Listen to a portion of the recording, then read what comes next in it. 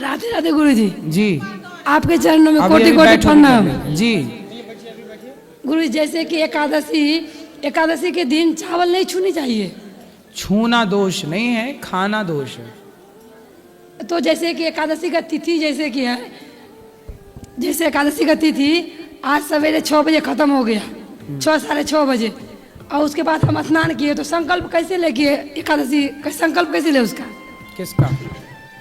एकादशी का संकल्प जैसे सवेरे 6 बजे एकादशी खत्म हो गया और उद्या के हिसाब से आज ही करनी है, तो उसका संकल्प कैसे ले फिर? तो वो उदय तिथि तो लागू है ना, वो जब तक सूर्योदय है तब तक मानी जाएगी वो तिथि, सूर्योदय की तिथि। तो तिथि मतलब खत्म हो गई फिर भी संकल्प ले सकते हैं? भाई उद्या तिथि यदि है तो उद्या तिथि वो सुबह से लग गई, आप एकादशी रखो बस। संकल्प ले सकते हैं जैसे 6 बजे खत्म हो गया फिर भी? हाँ ले सकते हैं। और एकादशी में के चावल को उद्यापन करना जरूरी है? नहीं जरूरी नहीं है। कहीं लिखा नहीं ना शास्त्र में उद्यापन करना है? करना चाहो तो कर लो, आवश्यक नहीं होता, फिर भी मन है तो कर लो। आप बोले हैं ना उद्यापन करना कोई जरूरी नहीं है। सो उद्यापन अपनी बुराइयों का करो, काम क्रोध लोभ बुराइयां उनका करता नहीं कोई, एकादशी का करता। और गुरु जी कोई महाराज जी बोलते हैं कि बैगन जो खाता है वो अगर कितने 29 दिन के अंदर मर जाता है उसकी अधोगति होती है, ऐसा सच है कि झूठ है? शास्त्रों में तो बहुत सारी चीजें निषेध हैं। हाँ, तो बैगन के बारे में कुछ बता लेकिन दीजिए। निषेध चीजें हैं, पर ये सारी चीजें कितने लोग इसका पालन कर पाए, कितने लोग ना कर पाए, ये उन पर है कि कितना हो पाए। तो खाए कि नहीं खाए?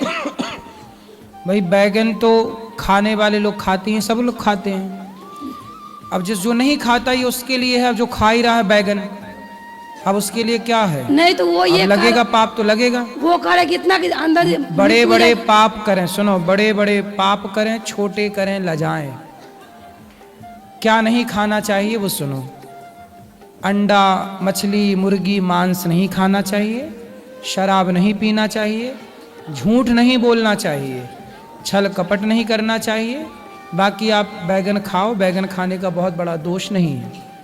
ठीक है। तुलसी के पत्ता गुरु जी कितने दिन तक बासी नहीं होती है, सो बताइए। 15 दिन तक, 11 से 15 बासी नहीं होती है, वो चला सकते हैं उसको हम। ठीक है गुरु जी, क्या घर में 2 शंख नहीं रखना चाहिए? नहीं रखें तो अच्छा है, तो कोई दिक्कत नहीं। तो एक ही रखे, दूसरा नहीं रखे? एक ही साधे सब सद है। ठीक है गुरु जी, अगर मंदिर में 2 छाठो मूर्ति है, जैसे कि जैसे लक्ष्मी नारायण जी, राधे कृष्ण, ये सब है 2-4 तो डेली सबको स्नान करना जरूरी है? डेली मुख्य विग्रह को, एक विग्रह उनमें से मुख्य जो हो उनका कराओ, तो सबका चिंतन कर लो, सबका होगा। तो सबका नहीं कराएंगे तो चलेगा? सबका कराओ तो सबका कराओ, नहीं तो फिर एक का मुख्य करा दो। जैसे 4-5 ठो भगवान जी ऐसे, जैसे 2-2 राधे कृष्ण लक्ष्मी नारायण, ये सब 4-5 कभी कभी सबको करा दो ताकि सफाई बनी रहे। ठीक है गुरु जी, क्या एक जैसे कि एक गोत्र में जिसकी शादी हुई है उसका संतान क्या वर्ण संकर एक कहलाएगा? नहीं नहीं, गोत्र एक नहीं होना चाहिए, पर वर्ण संकर नहीं कहलाएगी वो। और तो वो अगर दान पुण्य करेगा तो वो हमको मिलेगा कि नहीं मिलेगा? हाँ, लगेगा, सब मिलेगा, लेकिन समगोत्र में विवाह नहीं करने की परंपरा, उसके पीछे अलग वैज्ञानिक कारण है, लेकिन वो वर्ण संकरी नहीं कहलाएंगे। वर्ण संकरी तब होता है जब अन्य जातियों में विवाह हो।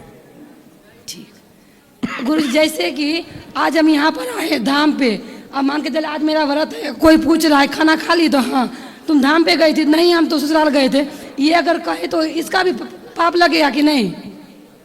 पाप ऐसे नहीं लगता, झूठ न बोलो, सीधा बोलो आपने खाया तो खा लिया, नहीं खाया तो नहीं खाया।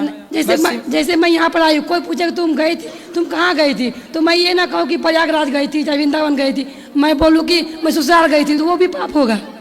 तो आप वृंदावन आई हो, ससुराल का है बता रही हो, तो पाप लगेगा कि नहीं वो बताइए। तो किसको बताया ऐसा? नहीं तो आप बोलते हैं ना कि जैसे कोई पुण्य कर्म को सबको बताओ, नहीं छुपा के रखो पुण्य कर्म। नहीं तो वृंदावन आए हैं तो वृंदावन बता सकते हैं, हम वृंदावन धाम में हैं। ठीक गुरु जी, जैसे कि तुलसी के माला बोले हैं आप, 108 माला की मनकों की मोती के जाप करना है, तो बार बार उलझ जाती है वो, तो सुलझा लो। तो कब मोती वाला माला से जाप कर सकते हैं? 27-28 मोती का माला उससे हाँ, जाप कर सकते हैं। 27 की होती है, कर तो सकते हैं। कोई दोष नहीं ना है। गुरु जी, जैसे कि गोवर्धन की परिक्रमा लगाए हैं, वहाँ के लोग बोलते हैं कि जब तक राधा कुंड की परिक्रमा नहीं लगाओ ना तो परिक्रमा पूर्ण नहीं होती है। सच है कि झूठ है, बताइए हम। परिक्रमा लगा लिए, जब गिरिराज जी की परिक्रमा लगाएंगे तो उसमें राधा कुंड की तो परिक्रमा आ ही जाएगी ना। तो वहाँ के लोग बोलते हैं कि वहाँ की लगाई तो राधा कुंड की भी लगाओ। तो राधा कुंड कृष्ण कुंड की तो अंदर ही आ जाती है ना परिक्रमा। तो आप राधा कुंड की नहीं लगाएंगे तो चलेगा ना? अब लगाना चाहो तो लगा लो, जरा सी तो है। वहाँ के आदमी बोलते हैं कि नहीं तो परिक्रमा अधूरी मानी जाएगी। नहीं नहीं, कोई अधूरी नहीं होती, सब पूरा। ठीक। अंतिम प्रश्न गुरुजी, तुलसी के माला, क्या तुलसी की माला पहन के कोई मृत हो गया, मर गया, तो उसका भोज नहीं खाना चाहिए, वो अशुद्ध हो जाती है? तुलसी की माला खा के कोई मर जाए तो उसका नहीं खाना हाँ, चाहिए। जैसे कि कोई डेट कर गया, अब मृत्यु भोज होता है ना, 9 केस का 10वीं जरा, आपको पता ही होगा।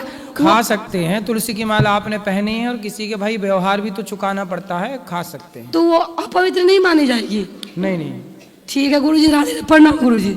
खुश रहिए।